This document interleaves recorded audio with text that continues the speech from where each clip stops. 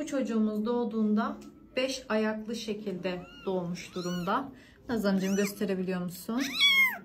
Burada kullanmadığı bir ayağı mevcut. Bu iki ayağını aktif bir şekilde kullanıyor ama iki ayağının arasından kullanmadığımız bir ayağımız mevcut.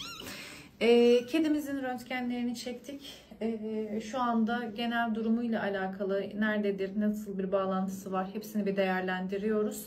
Şu anda yaklaşık olarak 2 haftalık çok küçük, genel durumunu bir değerlendireceğiz. Ne yapabiliriz de bir değerlendireceğiz. Ona göre bu çocuğumuzu en kısa sürede sağlığına kavuşturacağız.